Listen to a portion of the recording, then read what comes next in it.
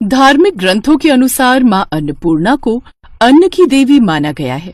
अतः जो भक्त पूरे मन से माँ अन्नपूर्णा का उपवास रखते हैं, उनकी सच्चे मन से पूजा करते हैं, उनके घर में हमेशा धन धान्य की समृद्धि, खाने पीने के भंडार भरे रहते हैं और घर में कभी भी अन्न धन की कमी नहीं होती।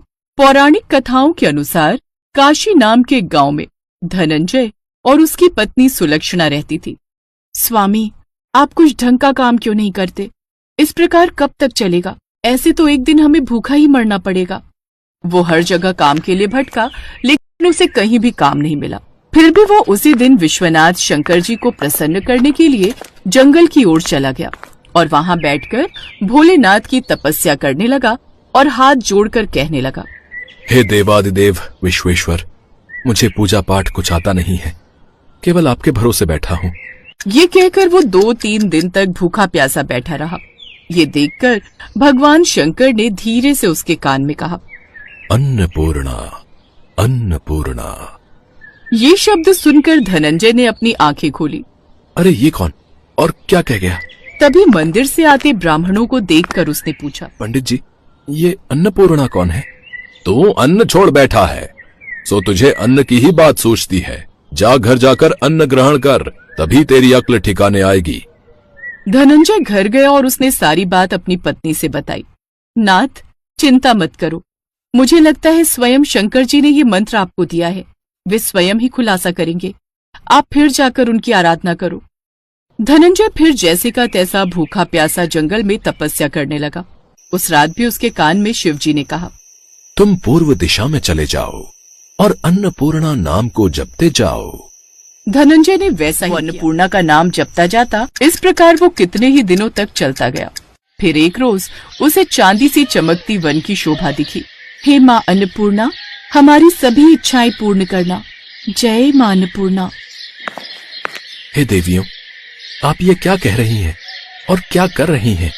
उन सब ने कहा कि हम सब माँ अन्नपूर्णा का व्रत करती हैं। व्रत? पूजा करने से क्या होता है और इससे क्या होता है? ये कैसा व्रत है और कैसी विधि है? मुझे भी विस्तार से बतलाओ। क्या मैं भी इसे कर सकता हूँ? हाँ, इस व्रत को हर कोई कर सकता है। 21 दिन तक के लिए 21 गांठ का सूत लेना चाहिए।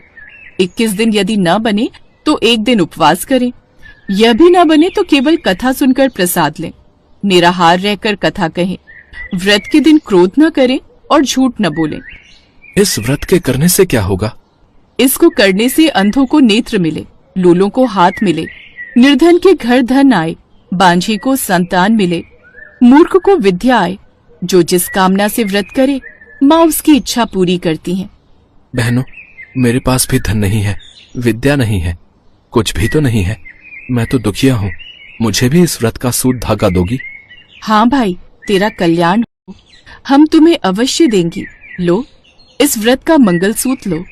धनंजय ने भी उनके साथ व्रत किया और माँ अन्नपूर्णा की कथा सुनी। व्रत पूरा हुआ। उसके सामने माता अन्नपूर्णा विराजमान है। माता, आप तो अंतर्यामी हो, आपको अपनी दशा क्या बताऊं? धनंजय, तूने मेरा व्रत किया है, जा, अब संसार तेरा सत्कार करेगा। फिर उसने माँ के नाम का जयकारा लगाकर माँ का वरदान ले धनंजय घर आया।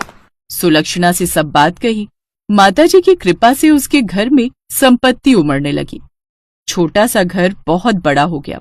अनेक सगे संबंधी आकर उसकी बड़ाई करने लगे। माँ अन्नपूर्णा का अच्छा खासा आशीर्वाद तुम्हें मिला है धनंजय।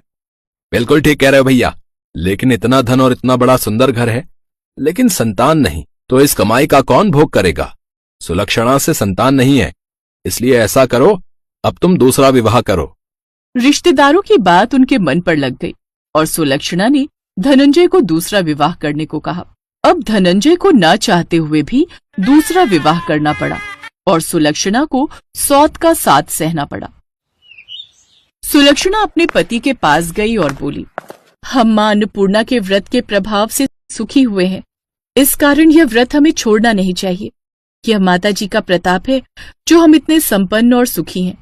ठीक है, तुम व्रत का अनुष्ठान करो, हम माँ अन्नपूर्णा का अनुष्ठान अवश्य करेंगे। लेकिन धनंजय की दूसरी पत्नी को ये बात अच्छी नहीं लगी। वह धनंजय को अपने साथ ले गई और उसने उसके व्रत का वह सूत तोड़कर आग में फेंक दिया।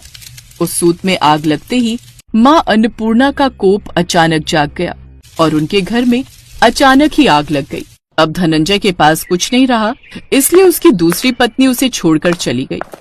सुलक्षणा ने धनंजय से कहा, आप घबराइए मत। एक बार को पूत कपूत हो सकता है, लेकिन माता कुमाता नहीं हो सकती। इसलिए हम दोनों मिलकर एक बार फिर माँ अन्नपूर्णा का व्रत रखेंगे और पूरी भक्ति से आराधना करेंगे। एक बार फिर उन दोनों ने पूरी श्रद्धा से, पूरी भक्ति भाव से माँ अन्नपूर्णा की पूजा की। धनंजय, मैं तेरी और तेरी पत्नी की पूजा से प्रसन्न हूँ। ये मेरी स्वर्ण मूर्ति ले और उसकी नियमित पूजा कर। तेरे घर में कभी भी किसी चीज की कमी नहीं होगी और तेरी पत्नी की पूजा से भी मैं अत्यंत प्रसन्न हूँ। उसे मैं पुत्र का आशीर्वाद देती हूँ। वो दौड़ा दौड़ा घर गया और अपनी पत्नी को सारी बात बताई। अब दोनों मिलकर माँ अन्नपूर्णा की भक्ति करते। कुछ समय बाद उनके पास फिर से धन दौलत आ गई। अब वो दोनों बहुत खुश थे। अब वो माँ अन्नपूर्णा की हर रोज पूजा करते और खुशी खुशी जीवन यापन करने लगे।